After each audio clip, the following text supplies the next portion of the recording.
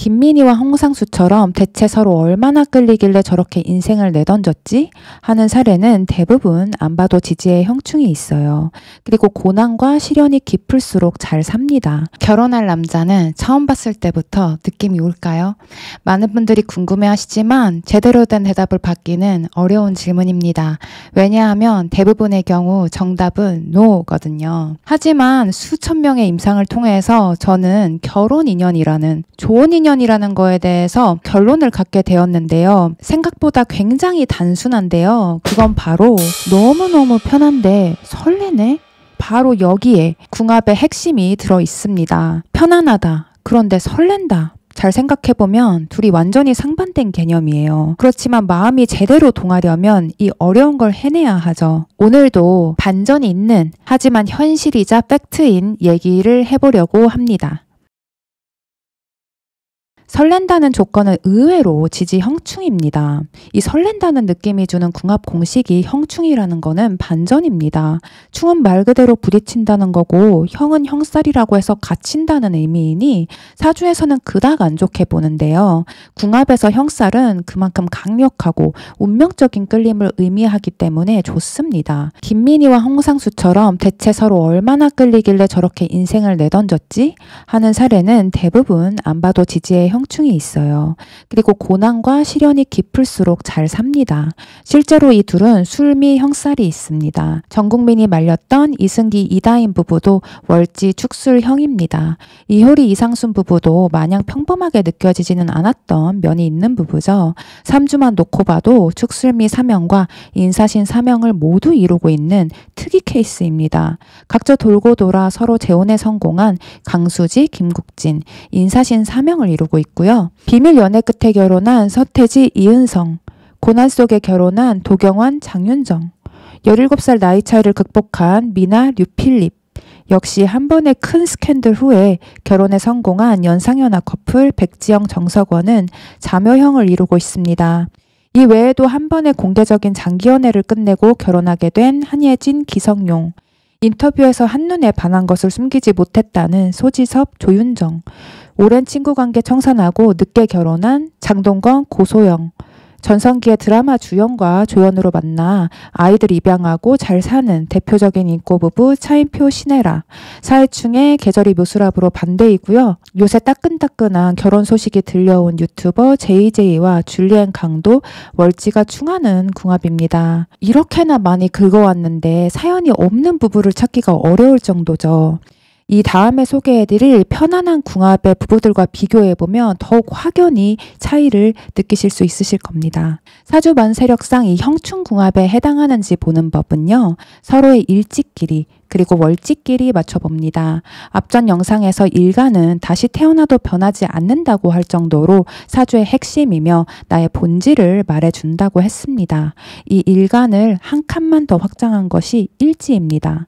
사주 팔자 모두 나를 의미하지만 그 중에서도 오롯이 나만 의미하는 것은 여기서 더 확장되지 않아요. 이 일지끼리 충한다는 거는 본능적인 끌림을 의미하지만 왜 연애할 때는 매력이었던 게 결혼하면 단점이 된다는 유명한 말이 있잖아요. 그 말처럼 연애 때는 끌리는 포인트였던 그 사람의 성격이 결혼하고 나니 싸우는 포인트가 되는 것이 이 일지충 작용에서 일어날 수 있습니다. 월지 같은 경우 계절이 정확히 반대돼서 6개월 차이가 나면 월지가 충이 됩니다. 나는 가장 뜨거운 여름에 태어났는데 저 사람은 가장 추운 겨울에 태어났다. 이런 완전히 반대되는 에너지로서 끌리게 되는 거죠.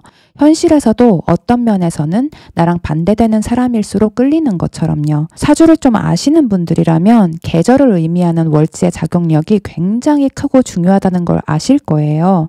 궁합에서도 마찬가지입니다. 계절이 반대되면 장점은 체온이 맞아요.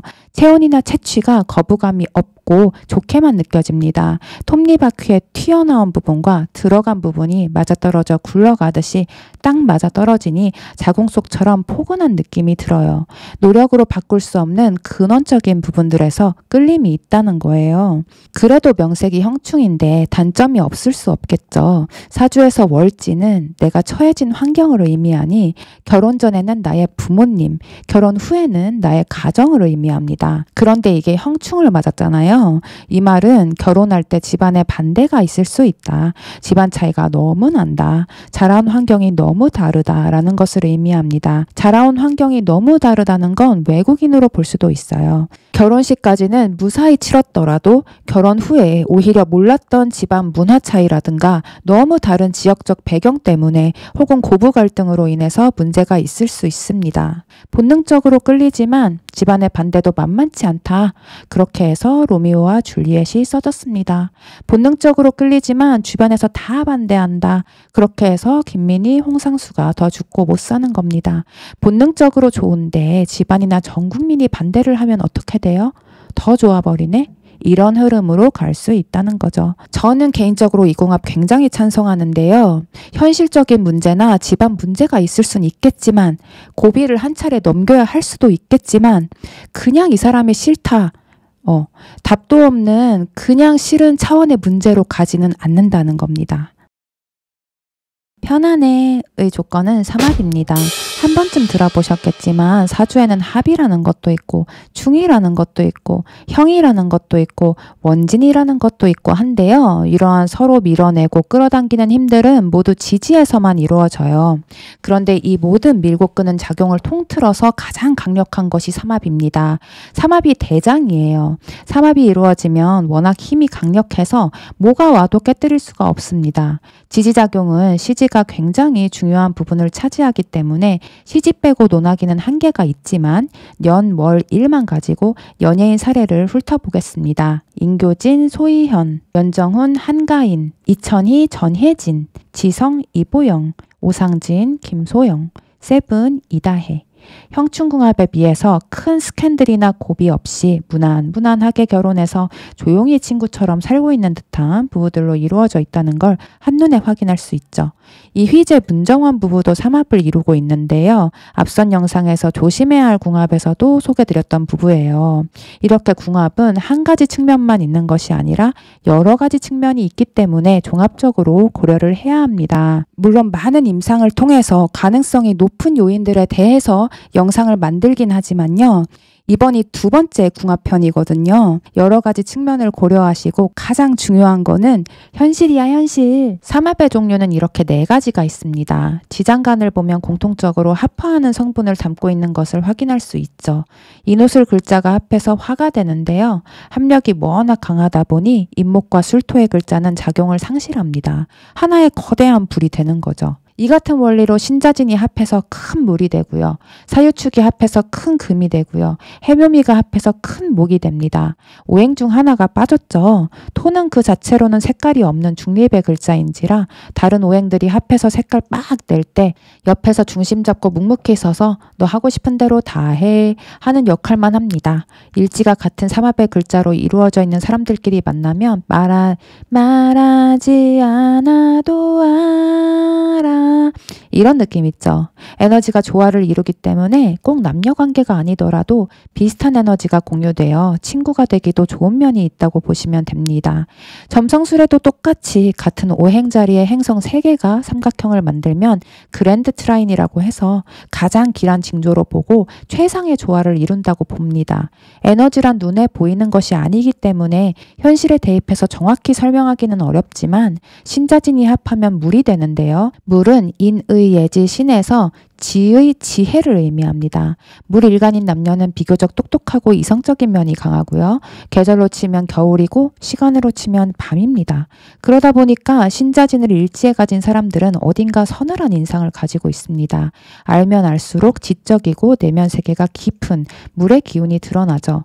반대로 인호술은 합해서 화가 되는데요. 화는 태양이기 때문에 와하하 하는 느낌이 있어요. 첫인상은 어땠을지 몰라도 알면 알수록 유들유들 와하하 단순 한 면이 분명히 있다는 거죠. 다만 고지인 술토 글자는 예외입니다. 그 이유에 대해서는 1분 후에 알려드리겠습니다. 사유축은 금인데 또 음의 금이다 보니까 알고 보면 칼 같은 성질이 있고 해묘미는 음의 목이다 보니까 눈치가 빠르고 주변에 맞춰보려는 면이 많습니다. 사주 만세력상 이 삼합궁합에 해당하는 작용하는지를 보는 법을 알아볼까요? 이 일시 월지를 보시면 됩니다. 년지는 일지와 멀리 떨어져 있기도 하고 원래 작용력이 좀 떨어집니다. 내가 일지가 임목이고 시지가 술토이면 삼합을 이루는 세 글자 중 오화가 빠졌죠. 이때 상대방 지지에 오화가 있으면 삼합이 완성되어 조화를 이룹니다. 나는 일지에 진토, 월지에 자수가 있다고 하면요. 삼합의 세 글자 중 신금이 빠졌습니다. 따라서 상대방 지지에 신금이 있어서 신자진이 완성되면 조화를 이룹니다. 그런데 내가 사화와 유금이 있는데 상대방은 축토가 있어서 삼합을 완성했다라고 한다면 앞서 말씀드린 것보다는 합력이 좀 떨어져요. 왜냐하면 삼합에서 맨 앞 글자를 생지, 중간 글자를 왕지, 마지막 글자를 고지라고 하는데요. 말 그대로 생지에서 기운이 태어나고 왕지에서 기운이 가장 왕성해지고 고지에서 죽는다라는 겁니다. 고지는 죽는 기운이기도 하고 앞서 말씀드린 것처럼 자기 색깔을 뽐내는 성질이 아니기 때문에 생지나 왕지에 비해서 영향력이 떨어집니다. 앞서 말씀드린 인호술 삼합의 성질에서 와하하하는 성격이 술토에는 없을 수 있다라고 말씀드린 이유를 아시겠죠. 또한 형충을 봤던 것처럼 일지끼리 월지끼리 맞춰볼 때도 적용할 수 있습니다. 이때는 두 자리를 맞춰보는 거니까 반합을 고려하면 되겠습니다. 만약 월지에 삼합 글자가 들었다면 앞선 형충이 든 것과는 반대로 결혼할 때 집안끼리에 문제가 없겠다. 자라온 환경이 크게 다르지 않겠다. 그래서 결혼까지 주변의 반대나 큰 문제 없이 순조롭게 갈 수 있겠다. 결혼 후에도 알지 못했던 집안 문화 차이로 괴로울 일은 확률적으로 낮겠다 정도로 볼 수 있습니다. 특히 이 합화한 오행이 내 사주에 도움이 되는 오행으로 작용한다. 즉 길신이다 라고 하면은 금상첨화입니다. 현실적으로 도움이 되는 인연일 수 있어요. 하지만 이 합화한 오행이 내 사주에 도움이 되지 않고 오히려 해가 되는 오행으로 작용을 한다. 즉 기신이다 라고 하면은 감정적으로는 좋겠지만 현실적으로는 도움이 되지 않을 수 있습니다. 오늘은 깊은 인연이 되는 궁합의 두 가지 조건에 대해서 알아봤습니다. 앞으로 인연이 되시는 분을 만나면은 특별함이 있을지 한번 맞춰보시기 바랍니다. 오늘 영상 괜찮으셨다면 그리고 앞으로의 영상이 기대된다면 좋아요와 구독 한 번씩만 부탁드리고요. 항상 힘이 되는 댓글 감사드립니다. 앞으로도 돈 아끼고 유익하고 재미있는 영상으로 찾아오도록 하겠습니다.